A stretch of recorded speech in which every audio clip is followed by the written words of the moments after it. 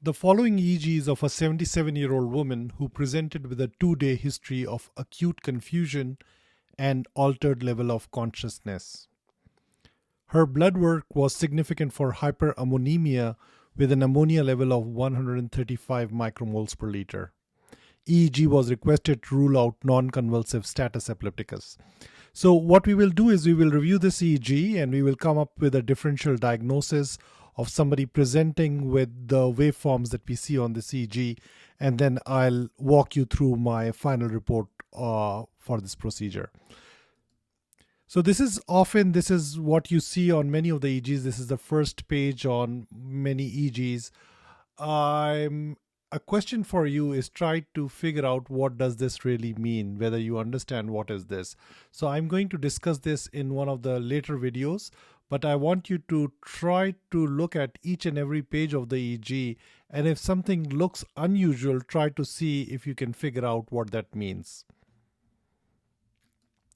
So this is the EEG. Basically, we see some variations of this EEG. For those of you who are new to EEG, all the channels that end with an odd number are recording from the left side of the brain, and those ending with an even number are recording from the right side of the brain. The channels that end with the letter Z are recording from the midline, and this is the ECG channel here, and you see a heart rate that ranges from somewhere between 75 and 84 beats per minute. Now, if you look in the posterior head regions, you do not see a posterior dominant alpha rhythm. So if you look at P301 and P402, and likewise if you look at T501 and T602, you do not see a posterior dominant alpha rhythm.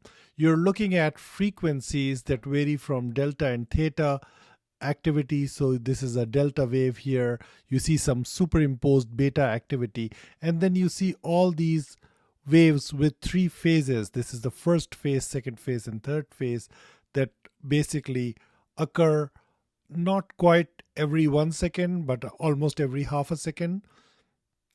So there is some periodicity in these waves, and these waves are seen in both hemispheres. So these have three phases, and these have a generalized distribution. Now let's move on to the next page here. You see the same waves.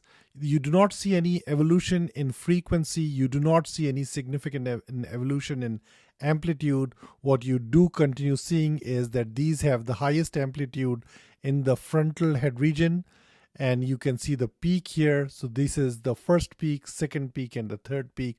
So these are what are called triphasic waves.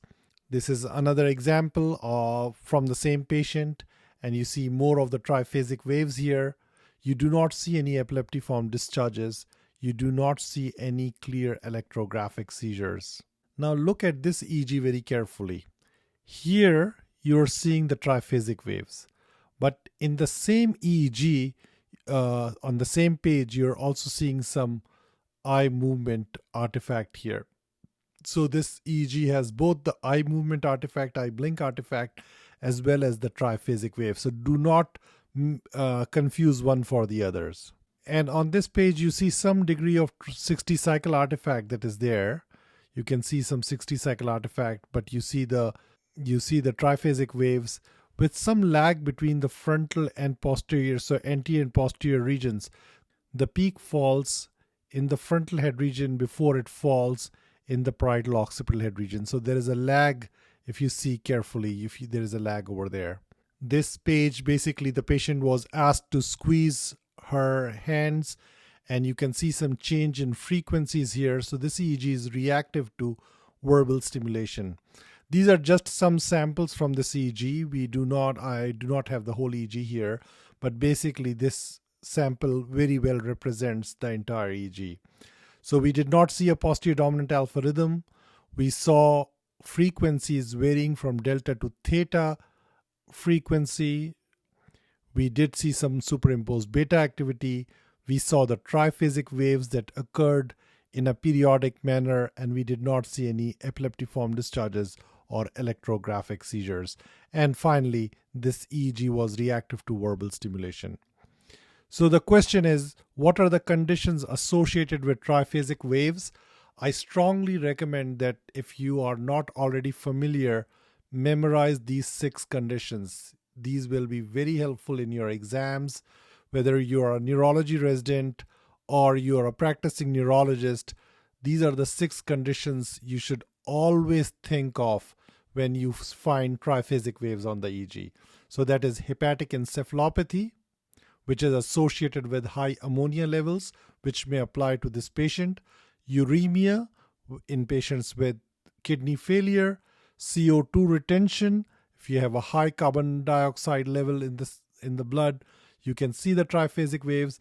Rare conditions that are associated with it are myxedema, coma, and lithium toxicity. Anoxic brain injury can also be associated with generalized periodic discharges, which may have a triphasic morphology.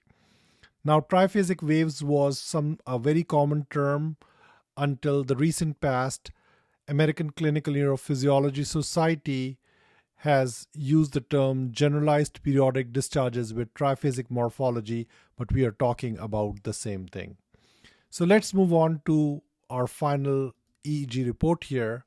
So the EEG background did not demonstrate a posterior dominant alpha rhythm. A mixture of delta and theta frequencies ranging from 2 to 6 Hz were seen throughout the recording. You can add that beta activity was seen superimposed on the background. Generalized periodic waves with triphasic morphology were noted during most of the recording. Focal or generalized epileptiform discharges were not seen. Electrographic or clinical seizures were not recorded. The EEG was reactive to verbal stimulation. The reactivity, it's important when you see patients with decreased level of consciousness, it's important to either verbally stimulate them or do a tactile stimulation and look at the reactivity of the EEG to stimulation. And that should go in your EEG reports. The EKG demonstrated a rate ranging from 72 to 85 beats per minute.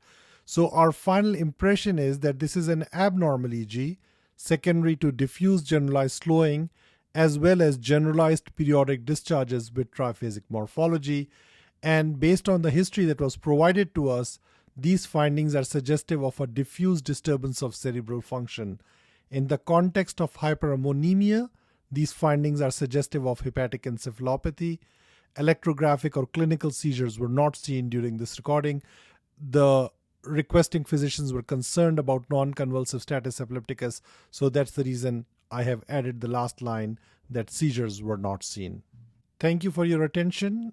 I hope you are able to share this tutorial with other friends and colleagues. I will see you in the next tutorial. Thank you so much.